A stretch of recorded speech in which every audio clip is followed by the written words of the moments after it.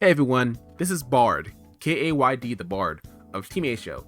So pretty much this is the editors like behind the scenes, pretty much explaining to you like what's been going on in TeamASHO versus Among Us 6 and why it turned out the way it did.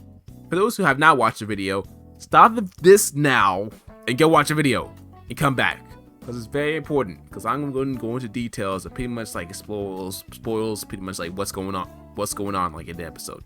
Good? Good. Cool. Now, moving forward.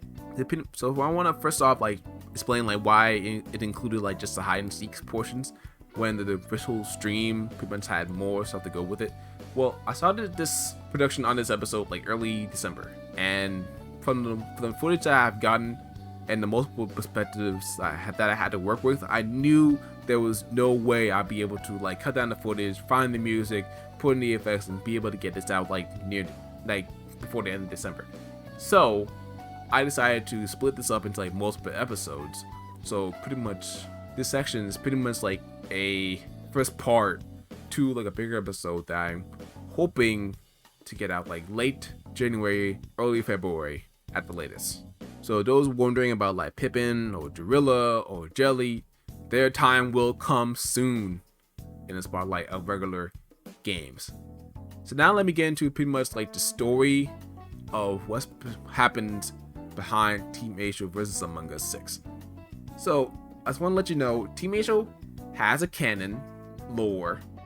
We just don't talk about it on stream because we want to keep our lore selves separate from like our stream selves, so that it feels like more genuine. So, and the point of TeamASHO versus Among Us is pretty much like a series for fun of playing in Among Us, and whatever comes out when I'm editing, like I'm going to run with it because I want to put in as much effort as I can to make this series come out the best that it can be. So, pretty much what's going on is that this entire episode is a whole Undertale reference. So basically, on the Twitter, as you can see, like I put like 4 imposter tweets. Pretty much what it was is that like along this line throughout the episodes, we've been like taking away like bodies, coming back, taking away bodies, coming back, and we've been getting like experience.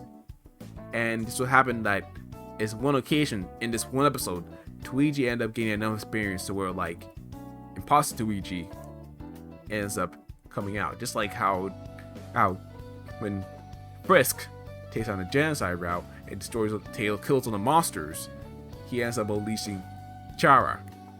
So basically, what happened near the end on the original episode is that imposter Luigi ends up taking over and switching the game from crewmate to imposter, and he then uses his own determination to keep all of the players in a loop forever and ever, for where Luigi will always be an imposter. He's always waiting, he's always lurking. But there's one person that was able to get out of the loop, Neko.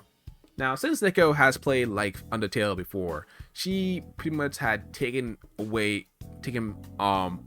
some determination back with her, and she was able to use her protagonist powers to break out. Credit to the Pyro for that inclusion over there. So pretty much she's like, what do I do? What do I do? I can use her power to save him, but how do I use this? Because like even though like she does have the power of determination, like outside of Undertale, like she's not sure if it'll work properly. So she goes and visits Jules, who welcomes her back, which is the beginning of save file 0. And people will save file 0 is the determination save file that Jules has. So Neko ends up meeting Jules. Now Jules welcomes her back because like she's aware of, because like even though like because like she has a power over save states. If like say anyone that knows anything about save states, she does.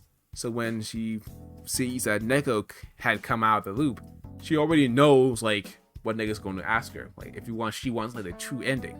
So pretty much she helps Neko harness the power of her determination to go back in that timeline to where the loop had started, so that something else will change. and Neko was doing her best to try to stay alive and stay away from like imposter Tuichi. And in this episode, we see the ultimate sacrifice when Jack was locked in the corner and taken out by imposter Tuichi. Pretty much near the end of the episode, when Neko was like hiding behind Dwayne, the trigger for the true ending initiated with me having the final task to do. And pretty much it's as a reminder of what happened in the 2 episodes back and My Friends Are My Power, to where Tuichi, Neko, and Jack were working together trying to protect me, Pyro, Flippy from imposter Annie, who was trying to hunt us down. And pretty much like I use the power of My Friends Are My Power to do the last task and rid and break the loop, and then take out imposter Tuichi. So imposter Tuichi is pretty much like gone, over, finished, and he has no way of like coming back. And it's pretty much at the end, it signal that like, yo, we got the good ending by the good like notepad that's on my character's face. Oh no, this is like a fun episode to put together, and pretty much I put this story together while I was editing the episode, and it's kind of fascinating like how creative I can be when I put my mind to it. But it wouldn't have been possible without the efforts of what TeamASHO put into this channel. I'm glad to be a part of this team. Also, thanks for all the guests that we had on this video, and I can't wait for the next for you to see like the second part. Like I haven't edited anything yet because I'm still working on stuff on my own channel. So when that's done, I can jump up on here and finish up the episode and use up all the footage, so that by the time that when we eventually do another Among Us stream, because we're going to be doing another Among Us stream, because Among Us had at least like a hide and seek mode, which was slowly like after like I more or less finished up this episode of TeamASHO versus Among Us.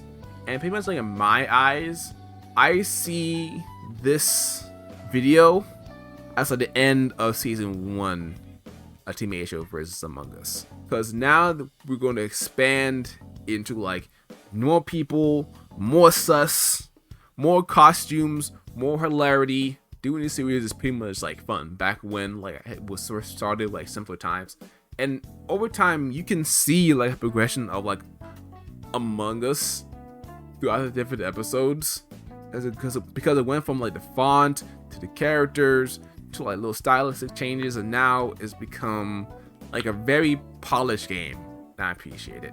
Anyway, that's all that we have from me. I hope you like this section. I hope you enjoyed the episode for those who have seen it.